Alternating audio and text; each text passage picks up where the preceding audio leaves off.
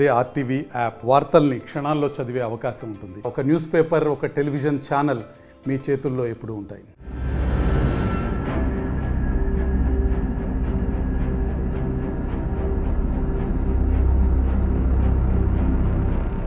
యాభై కోట్ల పైచిలుకు నిధులతో కట్టిన 100 పడకల ఆసిఫాబాద్ ఆసుపత్రి ప్రస్తుత పరిస్థితి ఏ విధంగా ఉంది? నిజంగానే ఆసిఫాబాద్ ఏరియా ఆసుపత్రిలో మెరుగైన వైద్యం అందుతుందా లేదా? వైద్యంలో ప్రస్తుతం ఏ విధంగా ఉంది? మెడికల్ ఆఫీసర్లు ఉన్నారా లేరా? ఎందుకు ఆసిఫాబాద్ ఆసుపత్రి నుంచి రెఫర్ చేస్తున్నారో ఒకసారి మనం వాస్తవాలేంటో ఆర్టీవీ గ్రౌండ్ రిపోర్ట్లో చూపెడదాం. లక్షల రూపాయలతో కూడబెట్టిన మెషిన్లు మూలకు పడుతున్నాయి. కనీసం వాటిని కన్నెత్తి చూసే డాక్టర్లు కూడా లేరు కదా, కనీసం వచ్చి చూసే పరిస్థితి కూడా లేదు. మంచిర్యాలలో రెడ్ క్రాస్ సొసైటీ ఆధ్వర్యంలోనే రెఫర్ల పేరుతో రక్తదానంతో పాటు సెల్స్ తీస్తుంటే ఇక్కడ ఆసిఫాబాద్ ఏరియా ఆసుపత్రిలో ఉన్న మిషన్ల పరిస్థితి మరీ అధ్వానంగా మారింది. లక్షల రూపాయలతో కూడిన ఇదే మిషన్, మళ్ళీ చెబుతున్నాను, ఒక మనిషిని నేరుగా ఇక్కడ కనుక ప్లేట్లెట్స్ కోసం ప్రయత్నం చేస్తే ప్లాజ్మా కావచ్చు, ఎర్ర రక్త కణాలు కావచ్చు, తెల్ల రక్త కణాలు ఇదే మిషన్ ద్వారా, అత్యాధునికమైన ఇదే మిషన్ ద్వారా తీసే అవకాశం ఉన్న ప్రభుత్వంలో కనీసం చలనం రావట్లేదు. అధికారులు చెప్పినా ప్రభుత్వం పట్టించుకోవట్లేదా? ఎందుకు ఈ పరిస్థితి ఏర్పడింది? ఆసిఫాబాద్ హాస్పిటల్లో ఇంకా రెఫర్ల పేరుతో ఎంతమంది ప్రాణాలు గాలిలో కలిసిపోతాయి? ప్రభుత్వం స్పందించదా? ఉన్న పరికరాలను ఎందుకు వాడట్లేదు? అసలు ఏం జరుగుతుందో ఒకసారి తెలుసుకుందాం.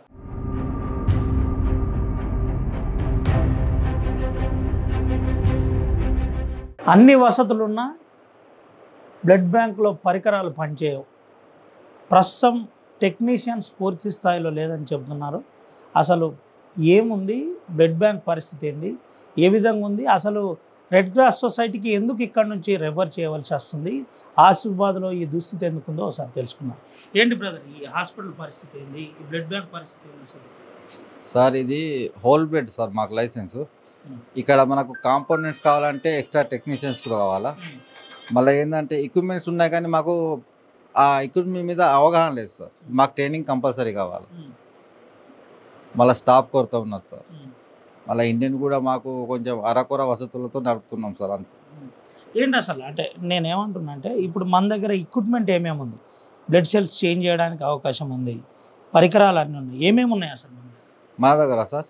స్టోరేజ్ రిఫ్రిజిరేటర్ ఉన్నాయి హై క్వాలిటీ, సపరేషన్ రిఫ్రిజిరేటర్ ఉన్నాయి, ప్లేట్లెట్ రిఫ్రిజిరేటర్ ఉన్నాయి, డీప్ ఫ్రీజర్ -20 -40 ఆ రూమ్ ఉంది, ల్యామినార్ ఉంది. కాంపోనెంట్ కావాల్సిన ఎక్విప్మెంట్స్ మన దగ్గర మొత్తం ఉన్నాయి సార్. మళ్ళీ ఎఫ్ఎన్ఎస్ అది అన్నీ ఉన్నాయి సార్. కానీ టెక్నీషియన్ లేక, మాకు లైసెన్స్ లేక ఈ వర్కింగ్ కండిషన్ లేవు సార్. ఇప్పుడు ఏ బ్లడ్ని మీరు స్టోర్ చేస్తున్నారు? ఏంటి అసలు పరిస్థితి? సార్ మేము హోల్ బ్లడ్లే చేస్తున్నాం సార్. హోల్ బ్లడ్లో ABO ఆర్ నెగిటివ్స్ ఉంటాయి సార్, AB పాజిటివ్. మళ్ళీ అత్యవసరం ఉంటే ఇక్కడ బ్లడ్ దొరకట్లేదు, ఇక్కడ నుంచి మంచిర్యాలకు రెఫర్ చేసే పరిస్థితి ఏర్పడుతుంది. అక్కడ బ్లడ్ బ్యాంకులో ఒకవేళ వైట్ ప్లేట్లెట్స్ కావాలంటే దాదాపుగా 11 నుంచి 15,000 రూపాయలు తీసుకుంటున్న పరిస్థితి. ఏంటి ఎందుకు ఈ పరిస్థితి ఏర్పడింది? ముఖ్యంగా లైసెన్స్ లేక సార్. మాకు లైసెన్స్ లేక, మళ్ళీ అవగాహన లేక, ఇక్కడ డోనర్ గ్రూప్ నుంచి మాకు కూడా సపోర్ట్ లేదు సార్. బయట నుంచి ఆల్రెడీ విలేజ్ల నుంచి మేము గ్యాదర్ చేసుకుంటాం. క్యాంప్లోకి పోతే ఒక 10, 5 అంతే తప్ప ఎక్కువ ఉత్సాహంగా వచ్చి మాకు ఇచ్చేటోళ్ళు లేరు సార్. మళ్ళా ఈ మోటివేషన్ మాకు ఎక్కువ కావాలి సార్. మాకు సపరేట్గా ఒక టెక్నికల్ సూపర్వైజర్ని మోటివేట్ చేసేటోళ్ళు కావాలి. దానికి తోడు మాకు మా ఇన్ఛార్జ్ మెడికల్ ఆఫీసర్ ఉన్నారు కానీ పర్మనెంట్ మాకు మెడికల్ ఆఫీసర్ కావాలి సార్. ఎందుకంటే ప్రతి ఒక్కటి అంటే సూపరింటెండెంట్ అంటే మీ మెడికల్ ఆఫీసర్ ఏం చేస్తారు? క్వశ్చన్ మార్క్ వస్తుంది సార్. అన్ని పవర్ మా మెడికల్ ఆఫీసర్కి ఇస్తే ఇక్కడ మేము బయట కూడా ఇచ్చే ఉంటాయి కదా సార్. మన ప్యాకెట్స్ బయట ప్రైవేట్ వాళ్ళకి సేల్ చేస్తారు యాజ్ పర్ గైడ్ లైన్స్ ప్రకారం. అయితే అవి మొత్తం సూపరింటెండెంట్ అకౌంట్ ఉన్నాయి సార్. అట్లా అవి ఉన్నా కూడా మాకు ఏమంటారు మరి ఈ విషయం? సూపరింటెండెంట్ దృష్టికి ఏమైనా తీసుకుపోయినా? అది తీసుకుపోతాం కానీ సార్ లైసెన్స్ మాకు లేదు సార్. లైసెన్స్ రావాలి. అవును సార్. మళ్ళీ లైసెన్స్ కూడా ప్రాసెస్లో ఉన్నది సార్. ఏం చెప్పబోతున్నారు? ఎంటైర్ ఈ ఎక్విప్మెంట్ ఉంది కదా, బ్లడ్ బ్యాంక్ సంబంధించి ప్లేట్లెట్స్ చేంజ్ చేసేది ఉంది, మీ దగ్గర బ్లడ్ స్టోర్ చేసేది ఉంది, బ్లడ్ రిఫ్రెష్ చేసేది ఉంది, రకరకాల అత్యాధునికమైన పరికరాలు మీ దగ్గర ఉన్నాయి. ఏంటి అసలు ఏం చెప్పబోతున్నారు? మా ద్వారా మీరు ఏం మెసేజ్? సార్ మీ ద్వారా ఏంటంటే సార్ మాకు స్టాఫ్ కావాలి సార్. స్టాఫ్ ఉంటే ఈ పరికరాలు మేము రన్ చేయగలుగుతాం సక్సెస్ఫుల్గా. గత ఎప్పుడు సార్ 19లో డిసెంబర్లో స్టార్ట్ అయింది సార్. ఇప్పుడు దాకా రిమార్క్ లేకుండా బ్లడ్ బ్యాంక్ ఇట్లా మాకు సపోర్ట్గా మీ ద్వారా క్యాంపులు కూడా కావాలి సార్. మాకు ఉంటే మన డిస్టిక్ ప్రజలకు ఏమైనా మనం సేవ చేయగలుగుతాం. లేకపోతే మీరు అన్నట్టుగానే ప్లేట్లెట్ల కోసం మంచిర్యాల్, ఆదిలాబాద్ అట్లా సార్. ఇది పరిస్థితి. ప్రధానంగా ఎక్విప్మెంట్స్ అన్నీ ఉన్నాయి కానీ మాకు దీనికి రన్ చేయడానికి పర్మిషన్స్ ఇంకా రాలేదు, నెంబర్ 1. రెండోది టెక్నీషియన్ కొరత ఉంది, అది వెంటనే పూర్తి చేయాలని చెబుతున్న పరిస్థితి. దాంతోపాటు మాకు పర్మనెంట్గా బ్లడ్ బ్యాంక్ మెడికల్ ఆఫీసర్ ఉండాలి. మెడికల్ ఆఫీసర్ ఆ సర్వ అధికారాలు ఉంటేనే దీన్ని సక్సెస్ఫుల్గా చేయగలం. ఇప్పటికే సక్సెస్ చేస్తున్నాం కానీ మాకు అసౌకర్యం కలుగుతుందని చెబుతున్నారు. అయితే ప్రధానంగా ఆర్టీవీ వాస్తవాలను చెప్పే ప్రయత్నమే చేస్తుంది. ఎవరిని ఇబ్బంది పెట్టాలని కాదు, ఎవరిని కించపరచాలని కాదు. నిజాలు ప్రభుత్వానికి తెలియాలి. వెంటనే ఆసిఫాబాద్లో వైద్యం అత్యవసరం ఉంది, ఏరియా ఆసుపత్రిలో అని చెప్పడానికే ఈ ప్రయత్నం చేస్తున్నాం.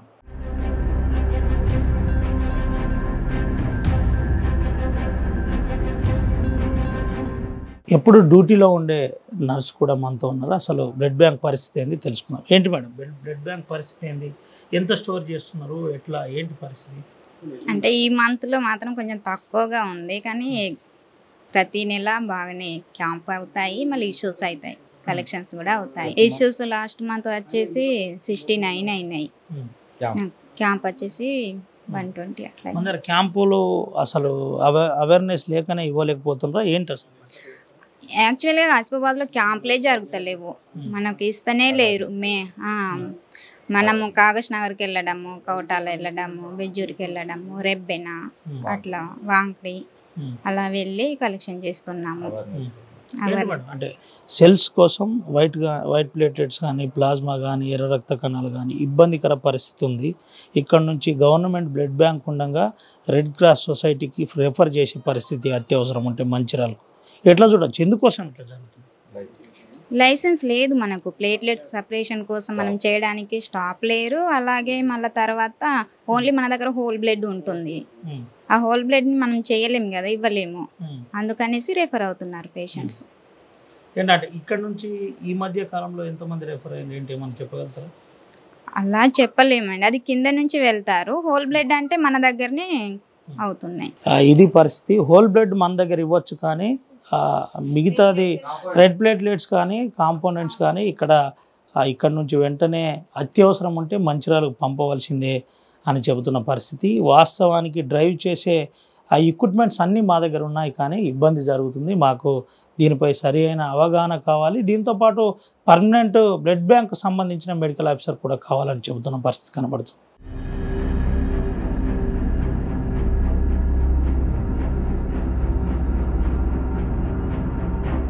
ఆసిఫాబాద్ ఏరియా హాస్పిటల్లో అన్ని సౌకర్యాలు ఉన్న బేబీస్ విషయంలో, డెలివరీస్ విషయంలో స్పందన ఉండదు. కనీసం ఏం జరుగుతుందో కూడా ఇక్కడ వచ్చిన పేషెంట్లకు తెలియని పరిస్థితి. నిజంగానే ఈ హాస్పిటల్ పరిస్థితి ఏంది? లక్షల రూపాయల ఎక్విప్మెంట్ ఉన్నా ఎందుకు వాడలేకపోతున్నారు?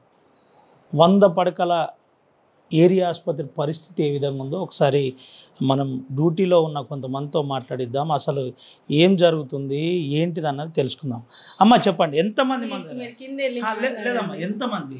నాకు నేను అడిగిన దానికి మాత్రం, అంటే మీకు ఏమైనా ఇబ్బంది ఉంటే నేను మాట్లాడతాను సార్తో. ఏంటమ్మా ఎంతమంది బేబీస్ ఉన్నారు మనకు? ఎక్కడి నుంచి వస్తారు? ఈడ డెలివరీ చేయట్లేదు కదా? చేస్తున్నారు, నార్మల్ డెలివరీలు అవుతున్నాయి కదా, సిజేరియన్ కూడా అవుతున్నాయి. ఉన్న డాక్టర్ అమ్మ ట్రాన్స్ఫర్ అయింది. ఎట్లనమ్మా ఏంటి పరిస్థితి అసలు? మాకు ఇక వాటి గురించి సంబంధం లేదు. మాది ఇది ఎసెన్సివ్ డిపార్ట్మెంట్ కాబట్టి బయటికి వెళ్ళి అవుట్ బౌన్ నుంచి వాంకిడి పిహెచ్సి, రెబ్బెన పిహెచ్సి నుండి ఇక్కడికే వస్తాయి రెఫర్ అయ్యి. బయట వాళ్ళు కూడా ఇక్కడికే వస్తారు. Usha, Srinivas hospital. Private hospital ఉషాను శ్రీనివాస సార్. అంతే. గవర్నమెంట్ అయితే కింద డెలివరీ అయిన బేబీస్ ఇక్కడే వస్తున్నాయి. ఏదన్నా ఇబ్బంది ఉంటే కనుకనే మేము రిఫర్ చేస్తున్నాం. ఏందమ్మా ఇంత ఎక్విప్మెంట్ ఉంది మన దగ్గర, ఎందుకు ఈ ఎక్విప్మెంట్ వాడలేకపోతున్నారు, ఎందుకు ఇట్లా జరుగుతుంది? ఆ విషయం అయితే మీరు మేనేజ్మెంట్నే అడగాలి సార్. ఏంటమ్మా అంటే ఇక్కడ నుంచి ఎక్కువగా రెఫర్ అవుతున్నాయని చెప్తున్నారు, ఈ విషయం ఏమైనా తెలుసా మీకు? తెలియదు సార్. ఎప్పటి నుంచి పనిచేస్తున్నారు ఇక్కడ? మేము రీసెంట్గా రిక్రూట్ అయినాం సార్. ఇది పరిస్థితి. అసలు మాతా శిశు ఆసుపత్రి పరిస్థితి ఏందో ఒకసారి మనతో పాటు స్టాఫ్ నర్స్ మేడం ఉంది, ఒకసారి మేడం. అమ్మ ఏంటమ్మా పరిస్థితి ఏంటి, ఈ హాస్పిటల్ పరిస్థితి ఏంటి ఒకసారి చెప్పండి, ఉన్న విషయమే చెప్పండి. నేనేదో కల్పిత అట్లానే కాదు సార్, ఇక్కడ దాదాపు నార్మల్ చేయడానికే ట్రై చేస్తున్నాం సార్. హై రిస్క్ అంటే రిఫర్ అవుతున్నాయి చాలా మట్టుకైతే. మేము వచ్చిన కేసులన్నీ నార్మల్ చేస్తున్నాం. ఏమన్నా హై రిస్క్ ఉంటేనే ఐఆర్ సెంటర్ మంచిర్యాలకి రిఫర్ చేస్తున్నాం. బేబీస్ కూడా దాదాపు డెలివరీ కాగానే ఇక్కడ ఎసెన్స్కి తీసుకొస్తాం. చాలా మట్టుకైతే రిఫర్ ఇక్కడ జరగట్లేదు సార్, బయట నుండి వస్తున్నాయి. మా కేసులు ఇక్కడికే వస్తాయి. నిన్న ఏంటమ్మా, నిన్న మొవ్వాడు గ్రామ పంచాయతీకి సంబంధించిన ఒక ఇన్సిడెంట్ జరిగింది. ఒక ఆదివాసీ మహిళ నిండు గర్భిణి వాగు దాటుతున్న తరుణంలో పాప చిన్న బేబీ చనిపోయింది. ఇంకో బేబీని ఇక్కడికి రాగానే వెంటనే మంచిర్యాల ఆసుపత్రి రిఫర్ చేసి, దీనికి కారణం ఏముంది అంటే సార్, ఆమె డెలివరీ చాలా 2 hours 3 hours అయింది. అప్పుడు ఆమె దారి మూసుకుపోవడం వల్ల తనకి డెలివరీ కాలేకపోయింది. మేము కూడా ట్రై చేసాము, చేయలేదని కాదు, ట్రై చేసినా కానీ కాలేదు. కాబట్టి బేబీ వెయిట్ తక్కువ ఉండే సార్. కాబట్టి ఆ తర్వాత డెలివరీ అయినా కానీ పీపీహెచ్ మదర్ షాక్లకు పోవడము, బేబీకి హై రిస్క్ ఉంటుందని రిఫర్ చేసినారు.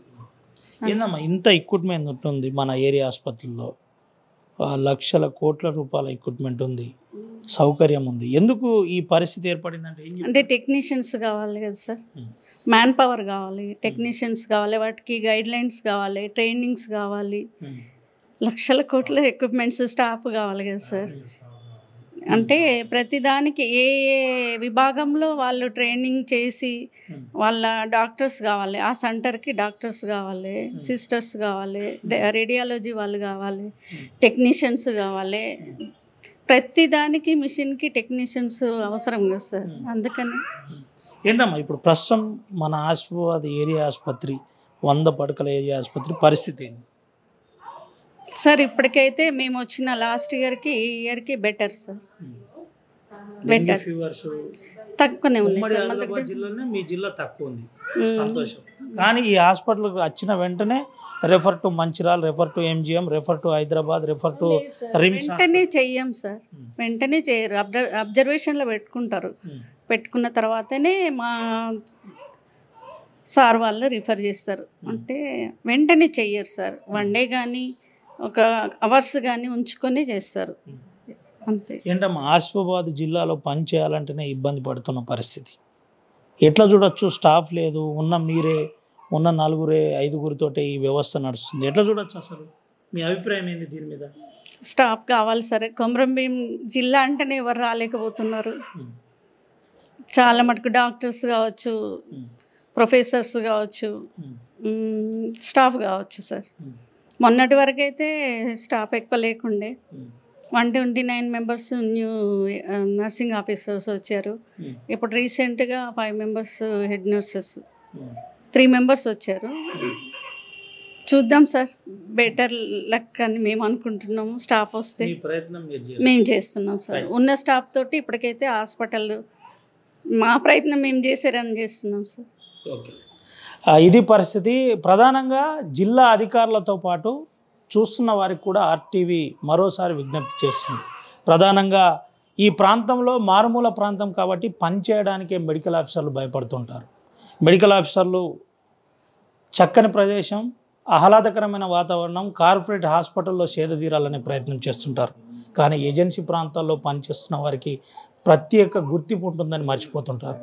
ప్రధానంగా కొమరంభీం ఏజెన్సీలో పరిస్థితి అత్యంత దారుణంగా ఉంది. దీనిపై ప్రభుత్వం కూడా స్పందించి వాస్తవాలు ఏంటన్నది తెలుసుకోవాలి. ఈ ప్రాంతంలో ఉన్న వారే ఉన్న దాంట్లో వైద్యం చేస్తున్నారు.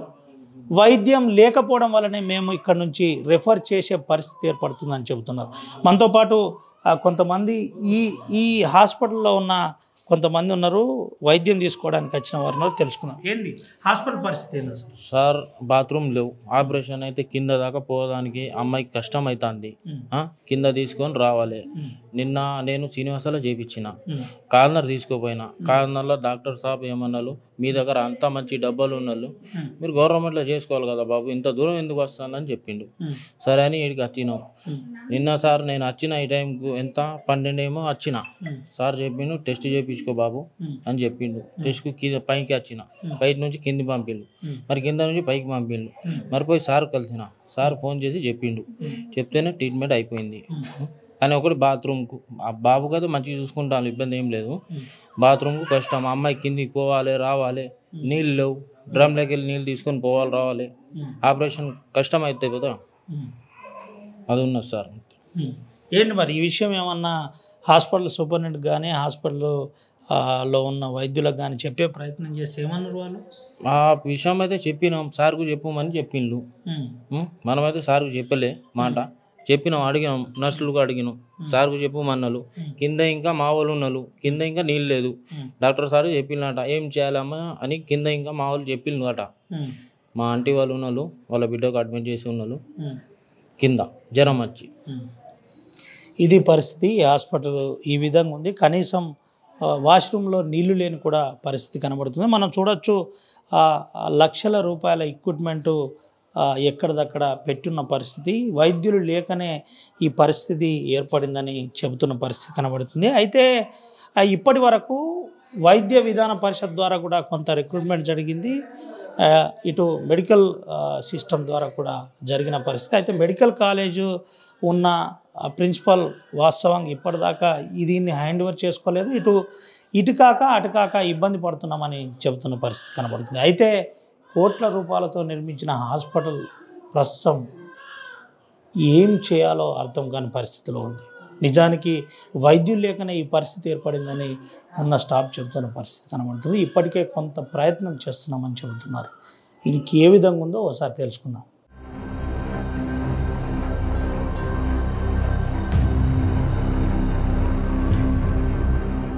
ఆసుపత్రిలో ప్రస్తుత పరిస్థితి ఏ విధంగా ఉంది, వచ్చిన రోగులు ఏమంటున్నారు, వాళ్ళ కుటుంబ సభ్యులు ఏమంటున్నారో ఒకసారి తెలుసుకుందాం. ఏంటన్నా పరిస్థితి? చిన్నపిల్లలకు బాక్స్లో పెట్టాలన్నారు సార్, ఇవి తీసుకువచ్చినాం, పొద్దున్న నుంచి పెట్టినాం, గంటల కొద్ది కరెంట్ తీసేస్తాను, ఇక పెట్టి కూడా లాభం అనిపిస్తలేదు మనకు. బాత్రూమ్ వెళ్దామంటే బాత్రూమ్లు కూడా బాలింతలు అట్లనే ఉన్నారు, 2 కింద వెళ్ళాలి, వాళ్ళకి ఇబ్బంది అవుతుంది. సిజర్ అయిన వాళ్ళు ఉన్నారు, నార్మల్ డెలివరీ అయిన ఉన్నారు, బాగా ఇబ్బంది అవుతుంది వాళ్ళకు. కరెంట్ కోతలు కూడా బాగా ఉన్నాయి, ఇన్వర్టర్ సర్వీస్ లేదు. ఇప్పుడు బాబులకు పెట్టి ఉన్నాం, అట్టేనని ఉన్నారు, ఇక పెట్టి ప్రాబ్లం, పవర్ లేదు, పని చేయడం లేదు. కరెంట్ వస్తే నాకు అర్ధ గంట కరెంట్ ఉంటుంది, గంట ఉంటుంది. అక్కడ నుంచి ఆపరేషన్ అమ్మాయి ఇంత దూరం నుంచి నడుచుకుంటూ కిందికి పోయి పైకి రావాలి, 2-3 సార్లు పోతుంది. అమ్మాయి పరిస్థితి ఏమవుతుంది సార్ మీరే చూడండి, ఈ కింద దిగాలే రావాలి, కరెంట్ లేదు. బాబుకు ఎంత 85 మచ్చలైనాయి, 85 కార్నర్లో తీసుకోపోయినా, మీ దగ్గర అంత డానిష్ అని 85 దాకా కార్నర్లో తీసుకోపోయినా, కార్నర్లో ఏమన్నారు, మీ దగ్గర అంత మంచి డాక్టర్ ఉన్న వాళ్ళు అంత మంచిగా ఉండేది కదా, ఇంత దూరం ఎందుకు వస్తా బాబు అని సార్ చెప్పిండు.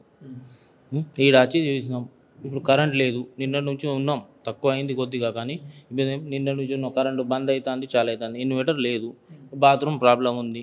ఇక్కడ బాత్రూమ్ పోతే కింద నీళ్ళు లేదు, ఇంటికి తీసుకుపోవాలి, తీసుకురావాలి.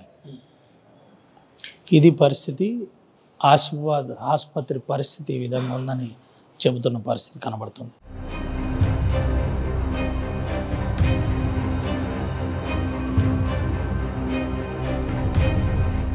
వంద పడకల ఆసిఫాబాద్ ఆసుపత్రి పరిస్థితి ఏ విధంగా ఉంది, మెడికల్ ఆఫీసర్లు ఏమంటున్నారు, నిజంగానే మెడికల్ ఆఫీసర్లు ఇక్కడ ఎంతమంది డ్యూటీ చేస్తున్నారు, ఏంది పరిస్థితి ఒకసారి తెలుసుకున్నారు. సార్ ఏంటి మెడికల్ ఆఫీసర్లు ఎంతమంది ఉన్నారు ఇక్కడ? మెడికల్ ఆఫీసర్ అంటే డాక్టర్స్ అసలు చాలా ఉండాలి, యాక్చువల్గా ఉండాల్సినంత మంది లేరు. ఇక్కడ గైనకాలజిస్టులు అయితే పర్మనెంట్ వాళ్ళు లేనే లేరు, ఒక ఇద్దరు ఎస్ఆర్లో ఉన్నారు, వాళ్ళు కూడా ఇక అంతగా పట్టించుకోవడం లేదు. ఎక్కువ స్టాఫ్ ఉండాలి. తర్వాత ఫిజిషియన్స్ కూడా ఒకరిద్దరే ఉన్నారు, వాళ్ళు కూడా ఇక దాని వలన మేము కరెక్ట్గా అందరికీ ట్రీట్మెంట్ ఇవ్వలేకపోతున్నాం. ఇప్పుడు డ్యూటీలు అంతా ఎవరెవరు చేస్తున్నారంటే నేను పీడియాట్రిషియన్, నేను కూడా డ్యూటీ చేయాల్సి వస్తుంది. దాంతోపాటు నేను నా according to my knowledge I will do my level best. అంతేకాని ఆపరేషన్స్ అవి అంటే చాలా తక్కువ అవుతున్నాయి. దాని గురించి కూడా వాళ్ళు పట్టుకోండి లేరు. తర్వాత థియేటర్ అంటే దానికి సరిపోయిన స్టాఫ్ కూడా లేదు యాక్చువల్గా, థియేటర్ అసిస్టెంట్ కానీ అవన్నీ లేవు. సర్జన్ ఒక్కరే ఉన్నారు, అప్పుడెప్పుడు వచ్చిపోతున్నారు. ఆయన కూడా సరిగా ట్రీట్మెంట్ జరుగుతుంది, ఎవరు ఏ విషయం కూడా జరుగుతలేదు. ఇక మెడిసిన్ పాయింట్ ఆఫ్ వ్యూలో మెడిసిన్స్ కూడా అందుబాటులో ఉండలేవు, ఒకటి ఉంటే ఒకటి ఉండడం లేదు. అది అట్లా కూడా మాకు చాలా మెడిసిన్ కూడా పూర్తి స్థాయిలో అందుబాటులో లేదు. అంటే రోగులకు పంపిణీ చేయవలసిన ప్రిస్క్రిప్షన్లో రాయవలసిన మెడిసిన్ అందుబాటులో లేదు. అవసరం ఒకటి ఉంటే ఒకటి ఉండదు. అది అట్లా కూడా మాకు ప్రాబ్లం అవుతుంది. వీళ్ళు బయట రాస్తే వాళ్ళు ఫీల్ అవుతున్నారు, ఇది లేదా అది లేదా అని మమ్మల్ని కూర్చొలేస్తున్నారు. అట్లా కూడా అవుతూ ఉన్నది. ఇక డాక్టర్స్ పాయింట్లో ఉన్నది చాలా తక్కువ మంది ఉన్నారు. మరి డిస్ట్రిక్ట్ హాస్పిటల్ అయినప్పుడు చాలా మంది ఉండాలి, చాలా స్పెషలిస్ట్ ఉండాలి. మనకి మొత్తం ఎంత స్టాఫ్ 50 మంది ఉండాలి కావచ్చు, 50 మెంబర్స్ ఉండాలి. దాంట్లో 80 మంది ఉండాలి డిస్ట్రిక్ట్ హాస్పిటల్ అంటే. వీఆర్ 15 to 20 వరకే ఉన్నాము. దాంట్లో స్పెషలిస్టులు ఎవరు లేరు. పీడియాట్రిషియన్లో నేను ఒక్కనే ఉన్నా ఇప్పటి వరకు. ఎన్నిసార్లు మనం ఇచ్చేసినా కూడా ఎవరు రావడం లేదు, nobody is coming here. అట్లా కూడా అవుతూ ఉన్నది. ఇప్పుడు ఎన్నిసార్లు 2 ఉన్నారు, వాళ్ళు వెళ్ళిపోతారు. ఇక ఒక 1 monthలో వెళ్ళిపోతే ఐఎమ్ ఓన్లీ వన్. నేను ఒక్కరి నుండి ఎంతవరకు చేయగలుగుతాను, I will do with in my limits. అట్లా ఏంటి సార్, అంటే ఇక్కడ నుంచి రెఫర్లు కావడానికి ప్రధాన కారణం వైద్యులు లేకనేనా, మెడిసిన్ లేకనేనా, లేదంటే ఏంది కారణం? సరైన స్పెషలిస్ట్ లేకనే. అసలు ఇప్పుడు ఫిజిషియన్ ఉండాలి. 4 ఫిజిషియన్లు ఉంటే రోజు ఒకరైనా డ్యూటీలో ఉంటారు. అట్లా రెగ్యులర్ ఫిజిషియనే లేడు. ఎవరు అంటే వచ్చిపోయే వాళ్ళు ఎస్ఆర్లు అంటే సీనియర్ రెసిడెంట్ ఉంటారు. ఇక వాళ్ళు ఎప్పుడు వస్తారు ఎప్పుడు పోతారో వాళ్ళకి తెలియదు. అట్లా ఫిజిషియన్ కూడా చాలామంది ఉన్నారు. రెగ్యులర్ వాళ్ళు ఉంటే వాళ్ళు ఎప్పటికీ ప్రతిదీ కూడా రెగ్యులర్ అవుతుంది.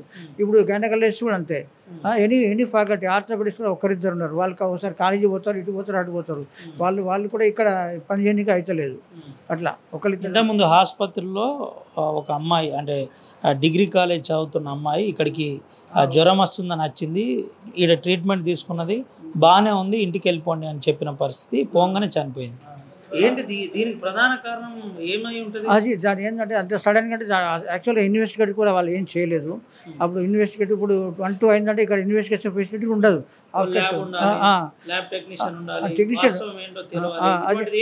అది ఇప్పుడు ఆఫ్టర్ 2 అయితే ఎవరు ఉండరండి. No lab facility available after 2 అయిందంటే వెళ్ళిపోతారు. ఎక్స్రే కూడా అంతే, after 2 you won't get any x rays. Staff లేకనే ఓన్లీ 1-2 ఉన్నారు ఎక్స్రే. ఆ ల్యాబ్ వాళ్ళకి కూడా మార్నింగ్ సరిపోయేంత స్టాఫే ఉన్నారు. 24 hours అంటే వీ వాంట్ మోర్ స్టాఫ్. అది కూడా లేదు. అది కూడా ఒక రీజన్. ఏంటి సార్, ఒక మెడికల్ ఆఫీసర్గా, సీనియర్ మెడికల్ ఆఫీసర్గా ఏం చెప్పబోతుంది? నేను ఏం చెప్పాలంటే మనకి చెప్పినప్పుడు చెప్పినంత మాత్రం నేనేం చేయలేను కదా, అవునా కదా. The higher authorities to take the steps to take care of it. అది ఇది పరిస్థితి. ఆర్టీవీ గ్రౌండ్ రిపోర్ట్లో సంచలనమైన విషయాలు బయటపడ్డాయి. నిజంగానే ఆసిఫాబాద్ 100 పడకల ఏరియా ఆసుపత్రిలో సరి అయిన మెడిసిన్ కూడా రావట్లేదని చెబుతున్నారు. మళ్ళీ చెబుతున్నాను, 100 పడకల ఆసిఫాబాద్ ఆసుపత్రిలో మెడిసిన్ కూడా సప్లై సరిగ్గా కావట్లేదని చెబుతున్నారు. దీంతోపాటు 80 మందికి పైగా ఇక్కడ వైద్యం అందించే సిబ్బంది ఉండాలి, మెడికల్ ఆఫీసర్లు ఉండాలి, కానీ ఎవరు లేరని చెబుతున్న పరిస్థితి. ఉన్న దాంట్లోనే మేము ఈ వైద్యం చేస్తున్నాం, ఇబ్బంది పడుతున్నామని చెబుతున్న పరిస్థితి కనబడుతుంది. దీంతోపాటు ప్రధానంగా ఇంతకుముందు డిగ్రీ చదువుతున్న గిరిజన అమ్మాయి చనిపోవడానికి ప్రధాన కారణం సరి అయిన ఇన్వెస్టిగేషన్ లేకపోవడమే కారణమని చెబుతున్నారు. మేము కూడా ఏం చేయలేం, 2 గంటల తర్వాత ల్యాబ్ టెక్నీషియన్ కానీ ఎక్స్రే కానీ ఏది మాకు అందుబాటులో లేదు, ఎవరు మేము చెబితే స్పందించారని చెబుతున్నారు. జిల్లా కలెక్టర్ వెంకటేష్ దోత్రే వెంటనే దీనిపై స్పందించాలి, ప్రభుత్వానికి వాస్తవాలు చెప్పే ప్రయత్నం చేయాలి. దీంతోపాటు ఈ ప్రాంతంలో పనిచేసిన పీఓ ఐటీడీఏ నుంచి మంచిర్యాల కలెక్టర్గా పనిచేసిన, ప్రస్తుతం వైద్యంలో సెక్రటరీగా పనిచేస్తున్న ఆర్వి కర్ణన్ ఏజెన్సీలో ఉన్న మరణాల గురించి తెలియట్లేదా? వాస్తవాలు చెప్పకపోవడానికి ప్రధాన కారణం ఏంటి? ఎందుకోసమని ఇప్పటి వరకు ఈ ప్రాంతంలో వైద్యులను పూర్తి స్థాయిలో దింపలేకపోతున్నారు, కావలసిన మెడిసిన్ను సప్లై చేయలేకపోతున్నారు. వెంటనే ఈ ప్రాంతంలో ఉన్న వాస్తవాలను తెలుసుకొని ఈ ప్రాంతంలో వైద్యులతో పాటు మెరుగైన వైద్యం అందించే విధంగా చూడాలని ఆర్టీవీ కోరుకుంటుంది. కెమెరాపర్సన్ సుమన్తో రవినాయక్, ఆర్టీవీ, ఆదిలాబాద్ నుండి.